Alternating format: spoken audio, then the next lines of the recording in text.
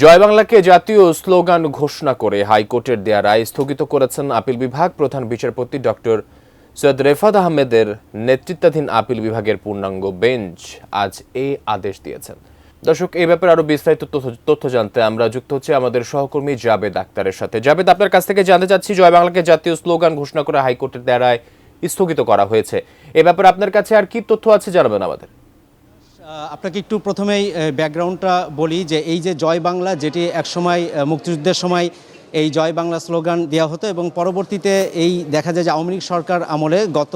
2017 সালে হাইকোর্টের একজন আইনজীবী যিনি বশির আহমেদ, তিনি হাইকোর্টে একটি রিট করেছিলেন যে এই যে জয় বাংলা, যেটি আমাদের মুক্তিযুদ্ধের সময় বলা হতো বা বিভিন্ন সময় রাজনৈতিক স্লোগান হিসেবে ব্যবহৃত হতো, এই জয় বাংলাকে কেন জাতীয় স্লোগান ঘোষণা করা হবে না তা জানতে চেয়ে হাইকোর্টে একটি রুল দিয়েছিলেন। এবং পরবর্তীতে 2020 সালের 10ই মার্চ বিচারপতি FRM নাজমুল আহসান এবং বিচারপতি KM কামরুল কাদেরের যে হাইকোর্ট বেঞ্চ, তারা একটি রায় ঘোষণা করেছিলেন, যেই রায়ে এই যে জয় বাংলাকে জাতীয় স্লোগান কেন ঘোষণা করা হবে না সেটি জাতীয় স্লোগান ঘোষণা করতে এই রায়টি দিয়েছিলেন।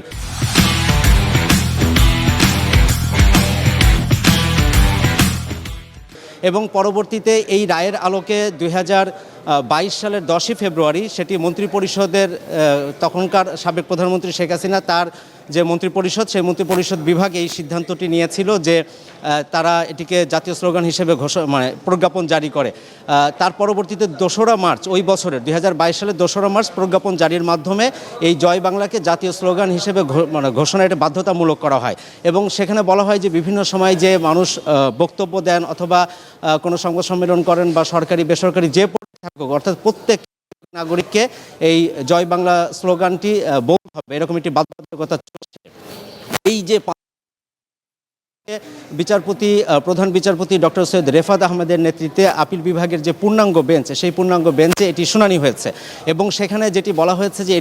এটি হচ্ছে আসলে রাষ্ট্রের পলিসি ম্যাটারের ব্যাপার, অর্থাৎ জয় বাংলা স্লোগান থাকবে কি থাকবে না সেটি রাষ্ট্র ঠিক করবে, এটি আসলে একটি নয়। সেই হিসেবে এই যে জয় বাংলাকে জাতীয় স্লোগান হিসেবে ঘোষণা করে সাবেক যে সরকার, তারা যে প্রজ্ঞাপন জারি করেছে সেটি আজ থেকে স্থগিত হলো এবং এই স্থগিত হওয়ার ফলে এখন থেকে আর জয় বাংলাকে জাতীয় স্লোগান হিসেবে বলা এটি আর বাধ্যবাধকতা